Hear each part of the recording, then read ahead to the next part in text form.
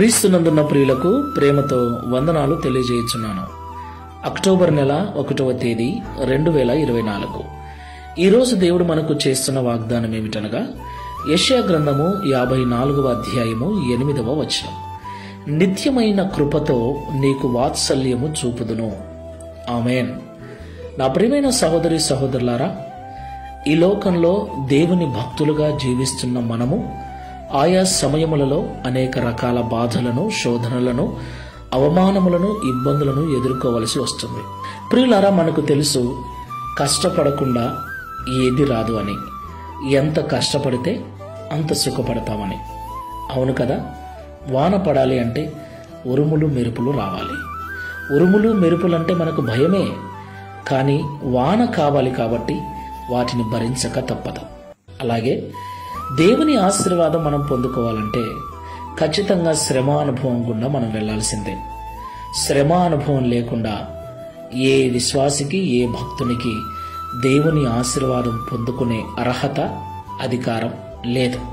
అయితే ఈ బాధలు, ఈ శ్రమ అనుభవము ఎంతవరకు ఉంటుంది? కొంతవరకే ఉంటుంది. నిమిషం మాత్రమే దేవుడు మనల్ని శ్రమల పాలు చేస్తాడు. నిమిషం మాత్రమే మనల్ని విడిచిపెడతాడు.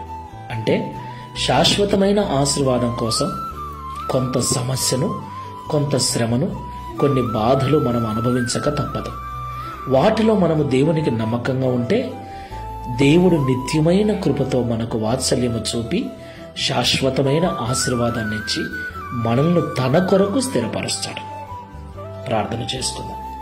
శాశ్వతమైన ప్రేమతో మమ్మల్ని ప్రేమిస్తూ విడువక మాయడలా కృప చూపుతున్న తండ్రి, మీకు స్తోత్రాలు. అవునయ్యా, నీ బిడ్డలమైన మేము ఆయా సమయాలలో ఎంత భక్తి చేసినా, ఎన్ని ప్రార్థనలు చేసినా, ఎన్ని ఉపవాసాలున్నా ఖచ్చితంగా సమస్యల గుండా, శ్రమల గుండా మేము వెళ్ళవలసి వస్తుంది.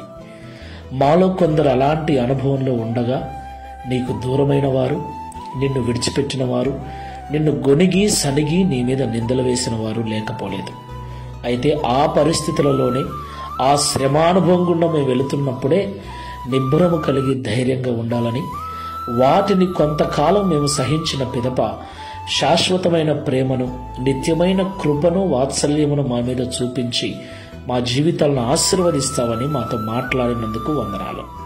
ఈ ప్రార్థనలో ఏకీభవిస్తున్న వారిలో ఎవరైనా శ్రమానుభవం గుండా వెళుతూ నీ మీద ఇబ్బందిగా మాట్లాడుతూ ఆశ్చర్యపడుతూ ఉంటే వారు ఈ మాటల ద్వారా తమను తాము స్థిరపరచుకొని, తమను తాము సరిచేసుకొని ఓపికతో నిత్యమైన కృప కొరకు, శాశ్వతమైన ఆశీర్వాదం కొరకు ప్రార్థనాపూర్వకంగా ఎదురుచూచుటకు సహాయం చేయమని, తద్వారా ఈ దిన వాగ్దానమును మా అందరి జీవితంలో నెరవేర్చి మీ నామమును మహిమపరచుకునమని, గడిచిన మాసమంతా కాపాడిన మీ కృపను ఈ మాసమంతట్లో కూడా తోడుగా ఉండి నడిపించమని యేసు నామములో ప్రార్థిస్తున్నాము తండ్రి.